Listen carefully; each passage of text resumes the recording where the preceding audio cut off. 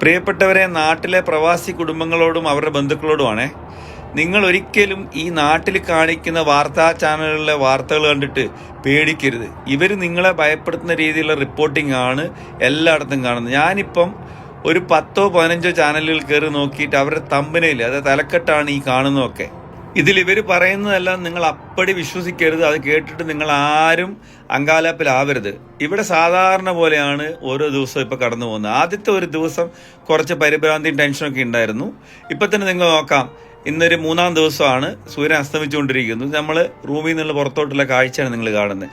അതിനിടയിൽ നാട്ടിൽ നിന്ന് പലരും വിളിക്കുന്നുണ്ട്, ബന്ധുക്കളായിട്ടും കൂട്ടുകാരായിട്ടൊക്കെ. അപ്പം എന്നെ വിളിക്കുന്നത് പോലെ എത്രയോ ലക്ഷക്കണക്കിന് പ്രവാസികൾ വിളിക്കുന്നുണ്ടാവാം. ഞാനിപ്പോൾ ഈ വീഡിയോ ഇടുന്നത് തന്നെ തൃശ്ശൂരിൽ എൻ്റെ ഒരു കൂട്ടുകാരൻ്റെ അനുജനെ വിളിച്ച് കിട്ടാത്തപ്പോൾ ആൾ എന്നെ വിളിച്ചു. ആളെ വിളിച്ച് കിട്ടുന്നില്ല എന്ന് അപ്പറാളപ്പെട്ട് വിളിക്കുകയത്. അപ്പോൾ സത്യത്തിൽ പുള്ളിക്ക് ഇൻ്റർനെറ്റ് കിട്ടാത്തതുകൊണ്ട് പുള്ളി ഒന്ന് കയറി കടന്നുറങ്ങിപ്പോയി. അപ്പോൾ അവിടെയുള്ളവർ ആകെ ടെൻഷനായി, അങ്ങോട്ടും ഇങ്ങോട്ടും ഫോൺ വിളികളായി. പിന്നീട് ഞാൻ വിളിച്ചപ്പോഴും പുള്ളി എടുത്തില്ല ഫോണ്. 6-7 തവണ വിളിച്ചതിന് ശേഷം പിന്നെ തിരിച്ച് വിളിച്ചപ്പോഴാണ് പുള്ളി ഉറങ്ങിപ്പോയത് ഞാൻ അറിയുന്നത്. ഇല്ല, ഞാൻ വണ്ടി എടുത്ത് അങ്ങോട്ട് പോകാനിരുന്നതാണ്.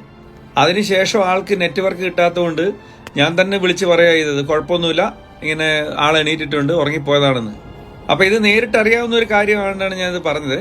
ഇതുപോലെ എത്രയോ സംഭവങ്ങൾ ഓരോ ദിവസവും ഉണ്ടാകുന്നുണ്ടാവും. ഇപ്പോൾ ഇതാ സന്ധ്യ ആയപ്പോൾ ടൗണിൽ പോയതാണ് ഞാൻ. ആ പോയ സമയത്ത് നിങ്ങൾ കാണാം, റോഡൊക്കെ അധികം തിരക്കൊന്നുമില്ല. ഈ സമയത്തൊക്കെ നല്ല തിരക്കുള്ള, പിന്നെ നോമ്പിൻ്റെ സമയം കൂടിയല്ലേ, ഈ സമയത്താണ് ആളുകൾ സാധാരണ പുറത്തിറങ്ങാറ്. പക്ഷേ ഇപ്പോൾ ആൾക്കാർ കുറച്ച് കുറവുണ്ട്. എന്ന ആവശ്യത്തിൽ ആളുകളുണ്ട് താനും ടൗണിൽ. പതിവില്ലാണ്ട് നാട്ടിൽ ഫുൾ ടൈം വാർത്ത വെച്ചിരിക്കുന്ന കുട്ടികൾ പോലും ഇത് കണ്ടിട്ട് വിളിച്ചുകൊണ്ടിരിക്കുകയാണ്. 10-12 വയസ്സുള്ള കുട്ടികൾ പോലും ഓരോ മണിക്കൂർ ഇടവിട്ട് വിളിച്ചുകൊണ്ടിരിക്കുകയാണ്.